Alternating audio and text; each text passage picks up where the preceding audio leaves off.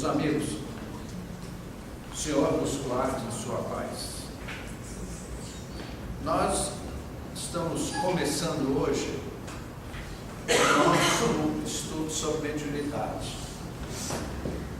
Um dos primeiros pontos que nós abordamos aqui nesse trabalho, referimos-nos à ocasião sobre pontualidade e frequência. Frequência é não faltar e pontualidade é não atrasar. Vejam, amigos, nós vamos tentar dissecar o tema mediunidade. É um tema muito vasto. Ele tem começo e não tem fim. Aliás, o estudo da doutrina espírita, ela tem essa característica. Um dia você começa o estudo da doutrina espírita e nunca você vai terminar. Porque a doutrina se expande ao infinito. O espiritismo, na verdade, ele é a face espiritual das leis naturais. Isso que é o espiritismo. Que na Terra tomou o nome de espiritismo. Quem deu o nome de espiritismo foi Allan Kardec, porque à época usava-se a expressão espiritualismo. Só que espiritualismo é uma expressão assim muito ampla, muito vasta. Aí criou-se a expressão moderno espiritualismo, mas também adicionou-se um adjetivo ao substantivo espiritualismo, que não resolveu o problema. Então, Allan Kardec criou um novo vernáculo, que foi a expressão espiritismo, para definir a doutrina contida em O Livro dos Espíritos e livros complementares, acessórios.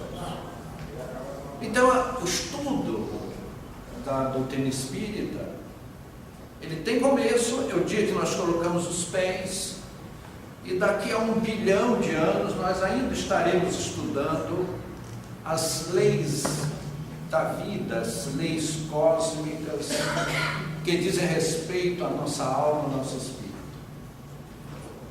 Então nós vamos tentar, no esforço, falarmos sobre os princípios básicos da mediunidade. E como eu sou do ramo, e me causa um formidável desconforto falar de outras temáticas nas quais eu não sou especializado, e sofro muito com isso, mas tem aí esses amigos que subsidiam de informações, né? Mas o estudo da mediunidade ajuda muito a estudarmos, fazermos um paralelo com a física. Então, o início dos nossos estudos, eles serão fortemente calcados na física. E alguém perguntaria assim, mas, poxa, o que tem a ver corrente elétrica com mediunidade? Tem tudo a ver. Só tem tudo a ver. Como assim? É simples responder. Porque o autor é o mesmo.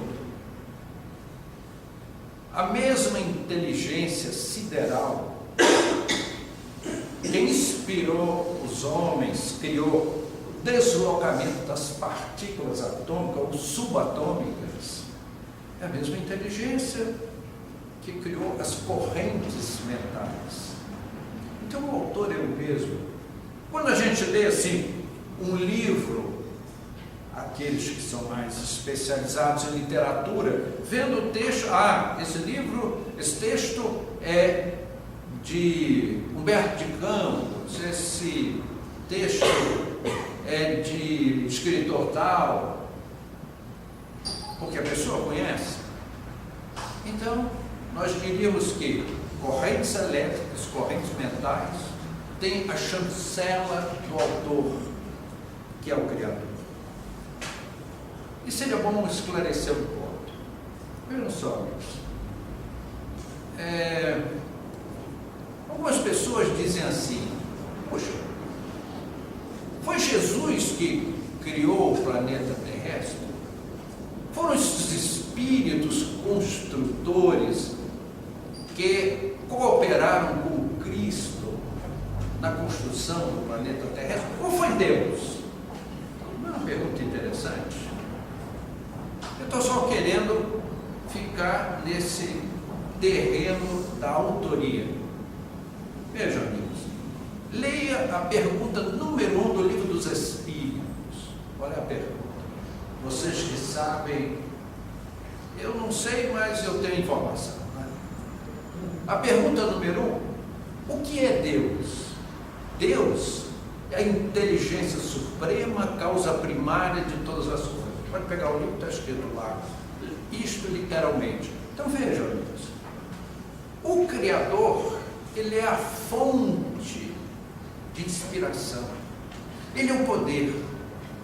Nada acontece sem que o Criador permita.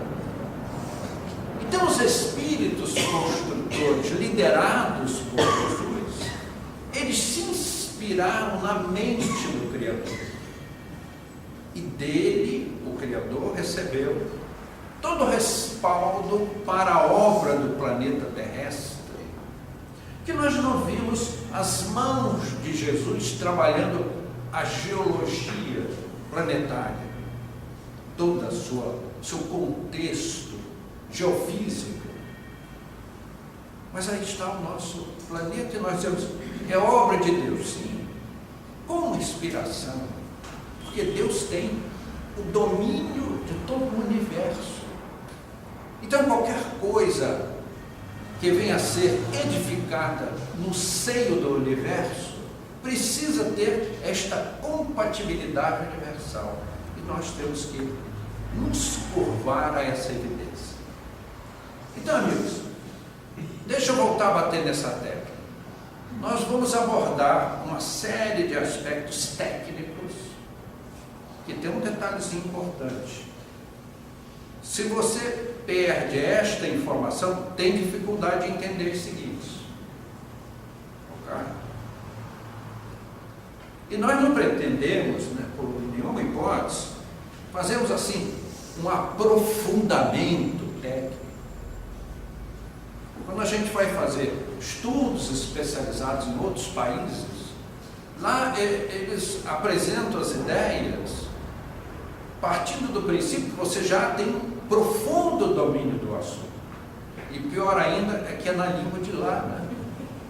Então você tem que ter todo o respaldo e ainda entender um idioma estrangeiro é muito complicado. Então eu peço assim a boa vontade dos amigos e, acima de tudo, a paciência, né? Nós não pretendemos assim fazer um formidável aprofundamento em temas científicos, apenas dar uma base. Por que razão? Vejam, aqui nessa sala, alguns companheiros são do ramo, da área e dominam o assunto. Assim como tem alguém que domina o assunto, há aquele que não sabe absolutamente nada. Qual é a saída? É darmos a base para nivelarmos conhecimento, para em cima desse conhecimento, dessa base, aí falarmos sobre os mecanismos da mediunidade, que é uma matéria belíssima. Eu sou assim, apaixonado pelo assunto. Mediunidade é uma coisa assim, o estudo da mediunidade muito cativante. E afasta aqueles desconfortos. Nós vemos isso nos médiuns. Quantas vezes pessoas amigas que estão em pleno desempenho da mediunidade, que nos procuraram assim em particular: poxa, João Moura, mas tem dias que eu acordo assim, num ceticismo terrível. Não sei porquê. Para quem diga, se já sei, dormiu na casa da sogra. Coitada das sogras, né? Pessoal castiga a pobre das sogras. Então, amigos, quando nós temos o conhecimento, a base, toda esta insegurança desaparece. A insegurança é falta de conhecimento, é falta de base. Vocês já viram alguém aprendendo a dirigir um automóvel, aquela, vai assim pela rua, né? Naquela insegurança, por quê? Porque não tem domínio da direção, das leis do trânsito. Se bem que aqui no Brasil tem lei de trânsito, acho que tem, né? Porque o que a gente vê aí na rua, coisas assim de assustar, parece que não tem lei, né? Lei no Brasil é assim, umas pegam, outras não pegam. Tem lei que não pega no Brasil, é lei que não pegou. Tá? É engraçado isso, né? Bom, amigos, vamos a ver se nós começamos a entrar no assunto. Toda matéria, a física nos diz que matéria ou massa é energia condensada. E o que é energia? É a matéria não condensada, é matéria livre. E às vezes a gente gosta de dar assim umas espetadinhas nos céticos, nos descrentes, né? Há pessoas que dizem assim, eu só acredito no que eu vejo, no que eu pego. Meu amigo, então, morra nesse minuto. Primeiro, pare de respirar. Nosso principal alimento é o oxigênio. Eu sou capaz de passar um dia sem beber água, não morro por isso. Mas eu não consigo passar alguns minutos sem respirar. O oxigênio é a base da minha vida, é o meu principal alimento. Então aquele que diz assim, eu só creio no que eu vejo, no que eu pego, você não vê o oxigênio, nem pega, quer você pegar o ar. Então veja, amigos, tudo no universo é feito de moléculas. E as moléculas, há moléculas simples, que ela é constituída de um só átomo, e há moléculas que são compostas, formadas de uma união de átomos. O mais comum é a água contida no chope, não é isso? Que é o H2O, não é isso? Na verdade, o chope é 99% água, né? É um fermentado, digamos assim. Então, a água é um elemento composto de dois átomos, o oxigênio e o hidrogênio, não é isso? É o O e o H. Todo átomo, ele é, na verdade, um conjunto em que eu tenho um núcleo, eu tenho um ou mais satélites desse grupo. Veja, existe uma celeuma, uma polêmica no mundo da física, em que alguns cientistas dizem que esses periféricos vibram em torno do núcleo, mas não giram em torno do núcleo. Essa é uma corrente. Em ciência, nós temos mais perguntas que respostas. Quando você começa a avançar na ciência, você começa a desdobrar dúvidas, aí você é obrigado a ir passo a passo. E alguns estudiosos enveredam por certas vertentes tecnológicas, científicas. E aí formam-se grupos, né? Verdadeiros adversários. Por exemplo, na farmacologia, hoje nós temos a alopatia e a homeopatia. E muitos inimigos. Todos os alopatas são os ignorantes, dizem os homeopatas.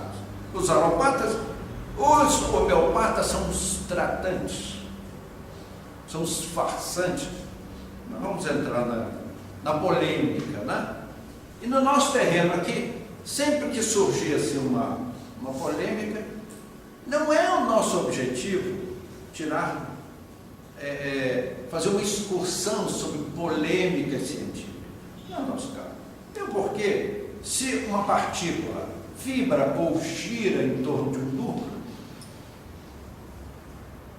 a bolsa vai continuar dando maus resultados, não é isso? Não vai resolver o problema imobiliário americano por isso, né? Então veja, amigos, essas partículas que estão em torno do núcleo, nós diríamos que elas têm uma carga negativa. Vejam só, pessoal. Todas essas coisas são conceituais. Conceituou-se de que esta partícula, que é o elétron,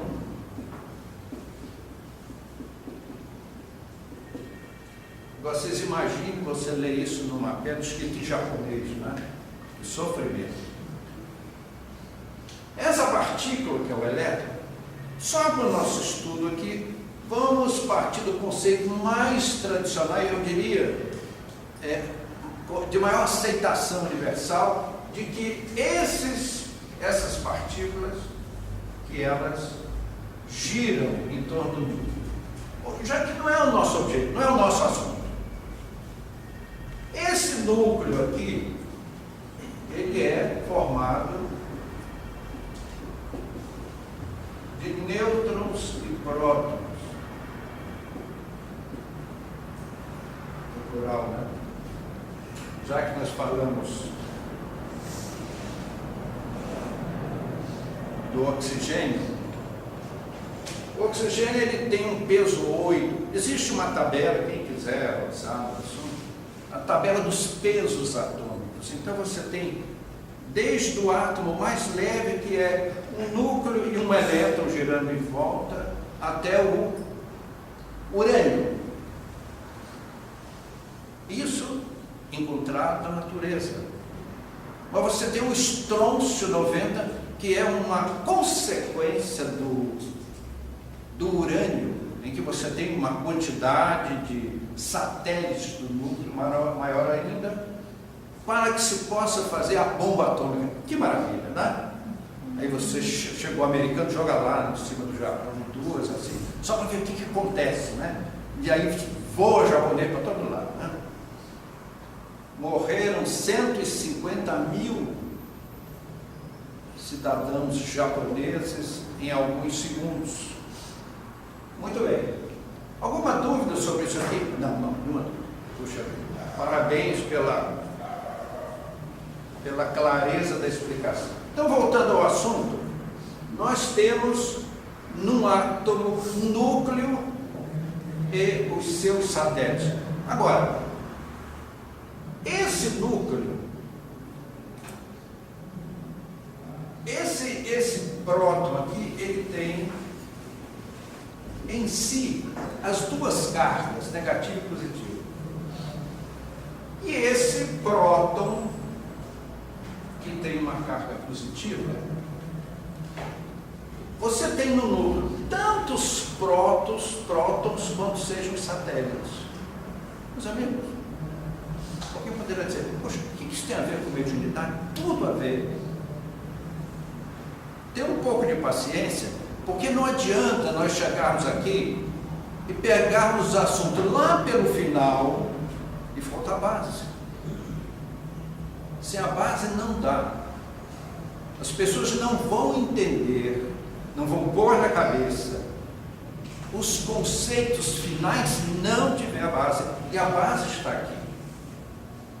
Então, recapitulando, eu tenho num átomo, eu tenho um núcleo e os seus periféricos. Esses periféricos têm uma carga negativa. Eu tenho no miolo tantos prótons quanto sejam os satélites. Eu tenho tantos nêutrons como são os satélites. Os nêutrons não têm uma carga definida. Por isso o nome diz nêutron. Tá? E os prótons, uma carga positiva. Então vejam só, se eu chegar aqui nesse átomo, eu tentei fazer aqui o átomo do oxigênio, eu precisaria colocar mais aqui, 2 carinhos aqui, mais 2 aqui. Se eu chegar e tirar, por exemplo, esse carinha daqui, que é um elemento negativo, o que aconteceu com esse átomo? Ele ficou positivamente carregado, porque eu tirei uma partícula neutra, perdão, uma partícula negativa, eu desequilibrei o átomo. O que no instante seguinte esse átomo faz? Ele vai procurar por aí na natureza um carinha negativo e puxar para o seu núcleo. Meus amigos, é exatamente isso que acontece na mediunidade. Mediunidade é sintonia. Quando nós não queremos, não sintonizamos. Quando queremos, sintonizamos. Então, há um jogo, né? Em que os espíritos, os bons espíritos, querem aproveitar a nossa sensibilidade para construir coisas boas. E os maus para destruir as coisas boas, ou construir as más. Então nós somos antenas vivas, baseadas nesse princípio. Como será que é? É porque o autor volta a bater na tecla. Nenhum homem fez isso daqui. Certo?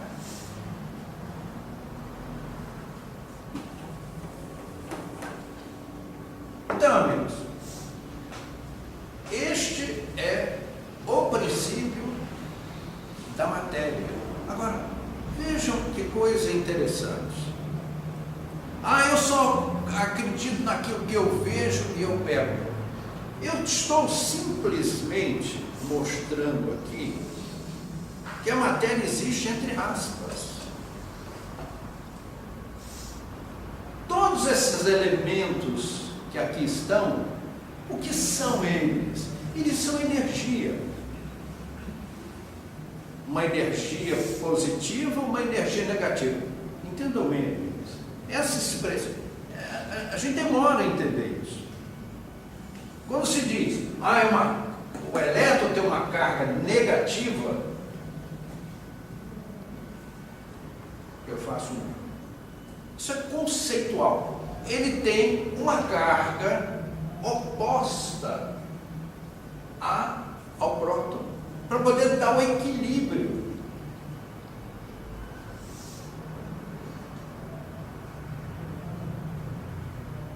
Se alguém cochilar, porque o assunto está chato. Há pessoas que vão para uma reunião, há pessoas que vêm já de pijama, traz uma vela, dá um gorro assim na cabeça. Eu já fiz palestra assim que a pessoa que estava dirigindo a reunião dormia, mas dormia profundamente. Sabe? É por isso que aqui e ali a gente conta uma piadinha. Não é desrespeito à temática espírita, é para acordar as pessoas. Né? Porque dormir em palestra espírita, eu não sei. Sabe, eu não sei, mas eu sei. É aquele ambiente assim, gostoso, afetivo, né? Suave. Um tema gostoso. Realmente isso dá sono. Né? Então, amigos, quando dizemos que os prótons têm uma carga positiva, os elétrons têm uma carga negativa, isso é conceitual. São dois elementos com carga diferentes para criar um equilíbrio. E aí eu chego à conclusão que tudo que me cerca, até o ar, em tese, nada existe. é a velha tese. Está no Livro dos Espíritos e a gente tem uma certa dificuldade de entender aquele capítulo que fala espírito e matéria. É um tema realmente complexo. E aí nós nos mudamos da vida terrestre para a vida espiritual. Aí a gente olha os espíritos, poxa, eles têm corpo, eles andam, conversam, têm uma vida social, ambientes de amizades verdadeiras. Meus amigos, esses ambientes são uma delícia. Como é assustador deixar estes ambientes para vir reencarnar na Terra, e aí sofremos uma amnésia natural necessária, porque o corpo de carne é um quebra-luz do espírito, é um abajur. Por que razão? Para que nós possamos nos concentrar em certas programações que temos necessidade. Cultuar a nossa vida humana. Porque se nós lembramos daqueles ambientes maravilhosos que convivemos na vida espiritual, ninguém aguenta a Terra. Porque a Terra são lutas duras, duríssimas, provas lancinantes, assustadoras, das quais temos necessidade.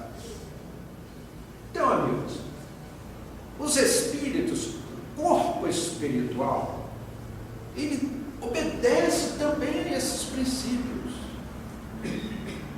São moléculas de uma outra dimensão. Então vejam só, amigos. Aí a gente descobre uma coisa interessante. Aqui eu tenho uma parede, e eu bato na parede e eu sinto a parede. Por que razão? Por uma questão de compatibilidade atômica ou molecular.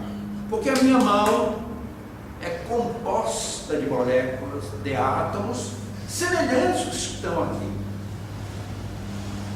Agora, se eu quero estas moléculas, essa parede some, eu não percebo mais.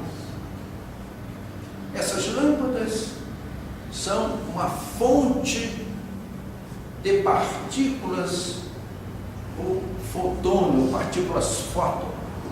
São elas que saem dali, bate aqui e vem no meu cristalino,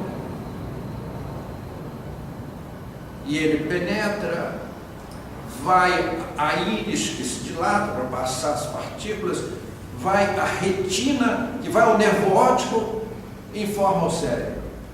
Aí eu digo, quem enxerga é o cérebro. Besteira. Quem enxerga é a alma, é o espírito, não é o cérebro. Então, o nosso cérebro é assim, como aquele painel de um avião, um grande avião, um Boeing 747, já viram como é o painel? Vocês conhecem, né? Mexe muito. Meu Deus do céu, aquilo tem tanto botãozinho, tanta alavanquinha, não sei como o piloto está trabalhando. Por isso, de vez em quando cai, ele mede o negócio errado, ó, deve ser por isso. Manete, esse outro que caiu, tem um lugar, um sujeitinho lá chamado manete, né? Que acho que ele puxou o manete errado, e o avião foi lá no prédio da TAM, justamente no prédio da TAM, certo? Né? Você vê a afinidade, né? O avião da TAM caiu no prédio da TAM. Então, amigos, assim é a vida universal. O nosso corpo espiritual, ele é feito de moléculas, de átomos, do plano espiritual, da dimensão espiritual. E isso não é por acaso. A inteligência cósmica inspirou o Cristo e ele plasmou tudo isso, porque nós somos os diletíssimos filhos de Deus. O senhor sabe por que o senhor está falando? Já ouviram isso? O senhor sabe por que o senhor está falando? Eu não sou o dono do universo, mas sou filho do dono. Não, me trate com respeito. Nós somos filhos da majestade cósmica, que nos conhece todos um a um. Apesar, qual é a população cósmica? Infinita, para o nosso entendimento. se nós vemos no universo trilhões e trilhões de sóis, quais humanidades existem vinculadas a esses sóis em estágios evolutivos tão diversos? Então, meus queridos, tudo está dentro de uma programação sapientíssima. Então, o nosso corpo espiritual, que é a base do nosso corpo físico, quando os espíritos amigos vêm cuidar da nossa saúde, eles interferem, a não ser nos trabalhos de materialização, que eu assisti pessoalmente os espíritos materializados, fazendo cirurgia usando instrumentos que eles trouxeram, cirurgias físicas, com pontos, e você podia escolher com ponto ou sem ponto, né? Eles juntaram os tecidos que eles cortaram, eles fechavam assim com a mão e ficava fechado, porque eles trabalham no corpo espiritual, abaixo. Aqui na casa, o trabalho dos mentores espirituais, eu tive a oportunidade de bisbilhotar o trabalho dos espíritos, e eles trabalham no corpo espiritual, que é exatamente onde estão as nossas lesões, as nossas disfunções, que se retratam no corpo físico. A medicina do amanhã vai aprofundar esses estudos e será muito mais eficiente. Então, amigos, aqui nós temos a base. Cada partícula dessa é uma partícula de energia. Se eu pegasse uma partícula dessa e apertasse assim, ela sumiria. Então, meus queridos, matéria é uma ilusão de ótica. É uma compatibilidade entre materiais diversos dentro do mesmo padrão. Todo mundo entendeu? Entendeu? Muito bem. Ninguém quer saber de mais nada. Tá? E alguém perguntaria assim, poxa, mas peraí, como é que, por exemplo, uma madeira tem uma consistência e um ferro tem outra consistência? Por que razão? Isso se chama, cientificamente, coesão molecular. Então, há materiais que têm uma coesão muito forte, é o caso dos metais. E outros, uma coisa menor. Aí eu pego uma barra de ferro, começo a aplicar calor. Ela começa, pelo calor, a perder a coesão. O passo, ele vai ficando vermelho, aquele ferro continua aplicando calor, ele vai indo, aí fica pastoso. Perdeu parte da coesão. Aí eu aplico mais calor, né? Eu vou lá no sol, trago assim muito calor e aplico mais ainda. Aí ele fica líquido. Aí eu continuo aplicando calor. Aí ele vira um gás. E aí eu continuo aplicando calor nesse gás. Aí as moléculas se expandem de uma forma tão extraordinária que eu tenho a matéria radiante. Então isso que nós vemos os espíritos trabalharem são materiais que nós saberemos manipular no amanhã. E nós precisamos conhecer a base para que nós possamos, como médios, entender esses fenômenos. Então eu queria hoje me fixar nesse ponto, que são os elementos que formam um núcleo atômico. Então, meus amigos, se eu tirei aqui dessa molécula de oxigênio, se eu tirar uma partícula, um elétron que tem uma carga negativa, todo o átomo ficará positivo. Ele estará propenso a atrair no seio da natureza um elemento que venha causar o equilíbrio atômico.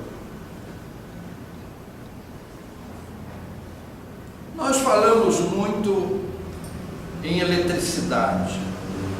O nosso estudo da mediunidade, A corrente elétrica ajuda uma barbaridade. Eletricidade é uma palavra composta.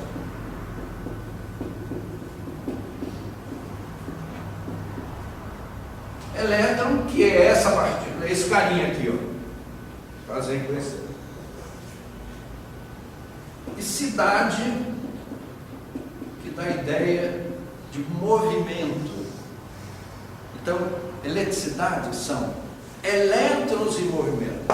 Eu sei que para as pessoas que dominam o assunto, é enfadonho estar ouvindo isso, mas eu estou tentando nivelar conceitos, conhecimentos básicos, para que nós possamos todos juntos avançar no estudo da mediunidade, tendo como base a física.